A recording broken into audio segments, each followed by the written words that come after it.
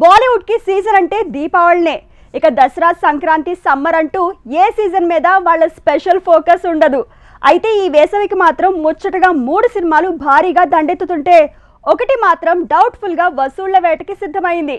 అయితే అంతా కల్కికి ముందే దండెత్తుతున్నారు, కానీ ఎవరు రెబల్ స్టార్ తో బాక్స్ ఆఫీస్ వారికి రెడీ అనట్లేదు. ఎందుకు? సిద్ధార్థ్ మల్హోత్రా యోధాతో ఈ వేసవికి వెల్కమ్ చెప్పబోతున్నాడు. వరుసగా ఫెయిల్యూర్స్ తో ఢీలా పడ్డ తను ఈసారి పూర్తి యాక్షన్ బ్యాక్డ్రాప్ తో అటాక్ కి సిద్ధమయ్యాడు. అయితే కేరళ స్టోరీతో దూసుకువెళ్లిన ఆదా శర్మ ఈసారి బస్తర్ తో సమ్మర్ మీద దాడి చేయబోతోంది.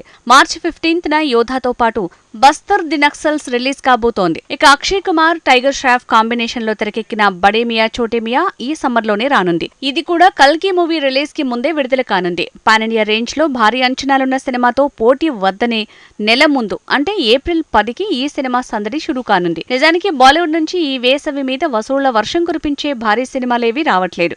అంతో ఇంతో ఈ సమ్మర్ కి అసలైన సినీ సందడిని బాలీవుడ్ లో తీసుకొచ్చేది బడే మియా చోటే మియా అన్న అంచనాలున్నాయి. ఇక అజయ్ దేవ్గన్ లీడ్ రోల్లో తెరకెక్కిన ఎక్స్పెరిమెంటల్ మూవీ మైదాన్.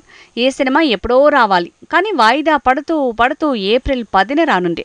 బడే మియా చోటే మియాతో ఈ సినిమా పోటీ పడబోతోంది. ఇక వరుణ్ ధావన్ తో కీర్తి సురేషన్ కో చేసిన ప్రయోగం బేబీ జాన్ మాత్రం మే నెలలో రానుంది. కల్కితో పోటీ పడే రేంజ్, క్రేజ్ లేదు. అలానే ఇది కల్కి విడుదలయ్యే వారమే రావట్లేదు. మే చివర్లో 31న వరల్డ్ వైడ్ గా విడుదల కానుంది సినిమా.